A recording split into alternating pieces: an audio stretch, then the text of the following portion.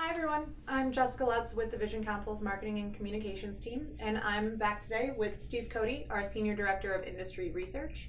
Many of you know that we solicited some questions about our latest round of research reports that we put out, and we have a number of questions that came in from our membership, and we're here today to give you some of those answers. So Steve, thank you for joining us. Thank you for having me back.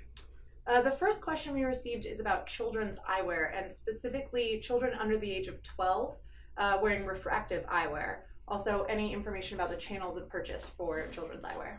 Well, children's eyewear is kind of one of the more popular questions we're always getting from members and people in the industry. It's a hot topic, it always has been. And we do have a report we publish every couple of years called the Parent for Child Vision Care Study that asks adult parents about their children and their eyewear wearing habits and what they look for when buying eyewear for their children and so on and so forth. And we do look at the percentage of children of various ages wearing different types of eyewear. We don't look at it by individual age, but we do have it in kind of age brackets and buckets. So, we know that children between the ages of 11 to 14, 27% wear prescription eyeglasses, but children under the age of 10, for instance, only 11% are wearing eyeglasses. So you can kind of see as age progresses that need for refractive correction increases. So we do track that in that report.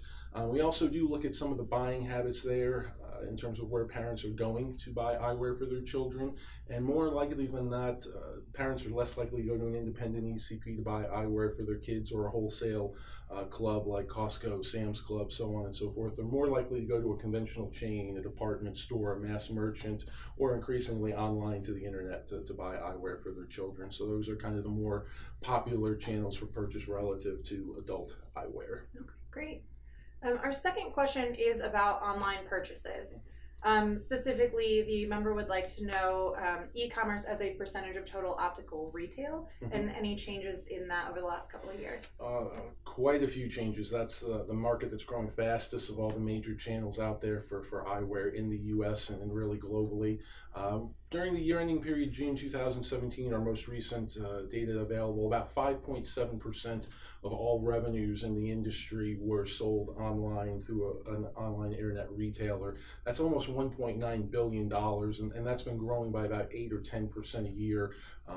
That's almost 5, 6, 7 times the growth rates we're seeing from brick and mortar retailers in the industry, and a significant amount of growth there over the years. I think from 2014 it was 5.2% of sales. In 2016, 5.5. Now it's 5.7. Probably by the end of 2017, early 2018, it'll be close to 6% of all revenue. So it's continually growing and will be for quite a while. Absolutely.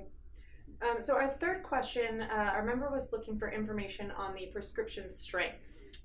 For prescription lenses, yes, that's another kind of common question. We're getting the sphere cylinder power ratings for lenses. Difficult to get that from the consumer side of VisionWatch, so we're actually starting a new retail panel study early in 2018 that will be able to get us that kind of information on materials for lenses and coatings, brand names, manufacturer share for some of the bigger products, as well as that sphere cylinder prescription reading. So we're very excited about that and hope that it has a lot of data that can be used to answer a lot of these questions and other questions that kind of stumped us for a little bit.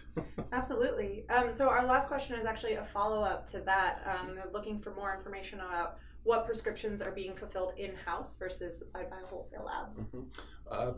Excuse me again, that's a newer kind of question that we got, but we do have a program that answers that every other year. We do a big ECP study, we call it the Equipment and Lens Study, that asks doctors about different types of work and where they're actually having that performed. And what we found out is about 53% of all the independent doctors out there have some type of in-office finishing and edger and so on and so forth. Maybe 20% have some type of surfacing equipment that they're using in conjunction with that.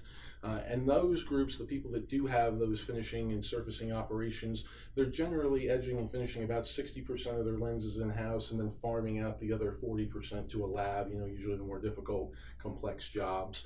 When you kind of aggregate that all together for the 38.8 million pairs of lenses that independents sold last year, the 12-month ending period, June 2017, about 12.4 million pairs, just under a third, are produced in-house. The remaining 2/3, 26.4 million pairs, were produced by optical labs.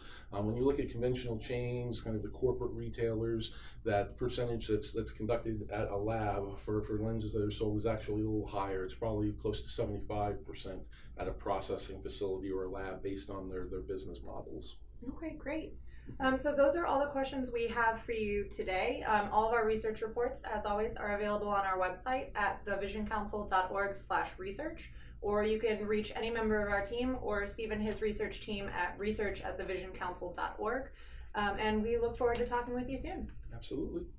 Thank you.